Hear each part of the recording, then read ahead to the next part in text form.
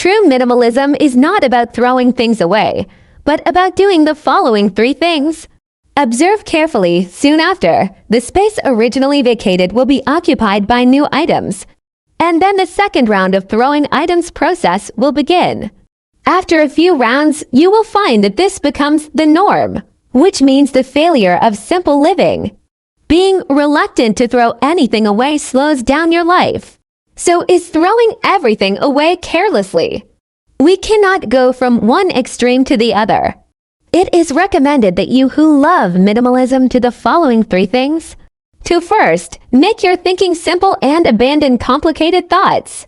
I once heard two dialogues by Zen master Jiyu Haitian, an eminent monk from the Tang dynasty. Someone asked, "The mind is the Buddha. Which one is the Buddha?" The Zen master replied, "Which one do you suspect is not a Buddha? Please point it out." The questioner was speechless. There was also a man named Yanguang who asked the Zen master, "Where was your birthplace?" The Zen master said, "If you haven't died yet, there is no need to talk about life. When you are born, you are not born."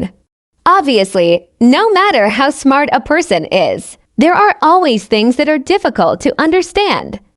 No matter how many pixels the eyes have, there are always things that cannot be seen through. No matter how much money one has, there are always things that cannot be purchased. Since you can't figure it out, can't see through it, and can't get it, then simply don't think about it. Don't look at it, don't ask for it, and focus on what is going on. Simplicity in thinking eliminates complicated and distracting thoughts, and life becomes better. The appearance of life has not changed, but the quality has improved significantly. There are more blank areas in the mind than gray areas. Reading is reading, sleeping is sleeping, eating is eating, falling in love is falling in love. Talking is talking, being in a daze is being in a daze. There is not much overlap between things, and it can even be said that there is no intersection at all.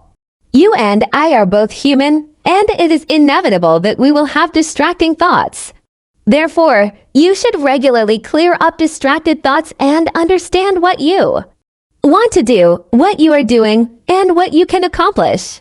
Zhu Xuan, a famous thinker in the Ming Dynasty, once said, "If gold is a mixture of copper and iron, it will not be refined.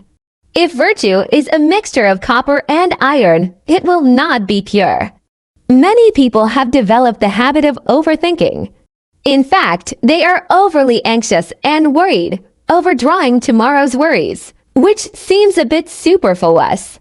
This also makes life less pure. Those who are not involved in conflicts are less likely to be motivated by situations. When thinking becomes simple, complex things will naturally become not worth taking care of because they are not necessary for life. Secondly, use items efficiently to avoid waste. I reflected deep down in my heart, does throwing away things at home count as true simplification? Are there things you actually can't bear to throw away? If you throw something away and then remember that you need it at some point, do you have to find it again or buy it again? In the 1990s, my family and I lived in a small village in a ravine. During the off-season, every household will make some New Year's goods, such as glutinous rice cakes, tofu, etc. A stone grinder is an essential tool. Many people want to find a stonemason to make a stone mill. My mother said, "I have a stone mill at home, and everyone can share it." Several households share one stone mill, which improves the utilization rate of the stone mill and avoids the expense of purchasing a stone mill. In fact, in the village, many things are shared. During the busy farming period, some families did not raise cattle, so they borrowed the cattle from neighbors to plow the land. When celebrating happy events, each family took out bowls, tables, and stools and put them together, which was enough and no additional purchases were needed. Some food, endless vegetables, can be given to the elderly in the village for free. In the city, many people want to have everything, but they don't know that when a person owns many things, there will be many unused items. If you can be generous and share your own items with everyone, there will be no waste. For example, a piano that your own children rarely use when they grow up can be used by the neighbor's children. Two families can share a wireless network signal. Throwing things away frivolously is just a sign of luxury, simplicity for the sake of simplicity. Making the best use of everything is the right approach. Oh, for third, prevent garbage from entering your life and learn to make choices. Yamashita Eiko once said, "The protagonist of separation is not the object, but oneself, and the timeline is always now." The trick to choosing an object is not whether it can be used, but do I need to use it? It must be kept in mind. Why is it so complicated to live a life of separation and separation? The root cause is that you keep buying things you don't need. Many people have a tendency to follow blindly. When you see someone else owning something, you want to have the same thing. For example, everyone around you likes to enter a certain live broadcast room, so you also enter the live broadcast room out of curiosity. When everyone is rushing to buy a certain product, you place an order without hesitation. The result is that if you don't like reading, you buy a lot of books, and after a while, these books will collect it. If you rarely wear skirts, you buy many skirts, which become shelved items. If you don't like writing articles, I spent a few hundred yuan on a skills course on writing.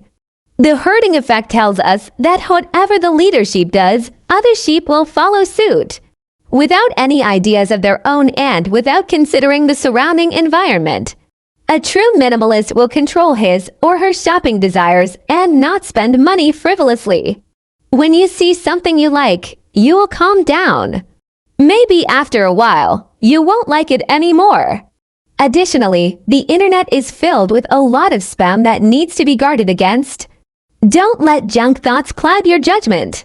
5. The human heart is inherently free from pollution, and the mind is naturally pure when it is calm. Living a simple life does not necessarily mean having very few material things and giving up all your relatives and friends, but it is a concept of self-discipline for yourself. If you no longer worry about owning or losing something, no longer spend money arbitrarily, and no longer deliberately follow or break away from the group, it means that your life has become simpler and you have found your own happiness. You must have strict control over the items you want to buy.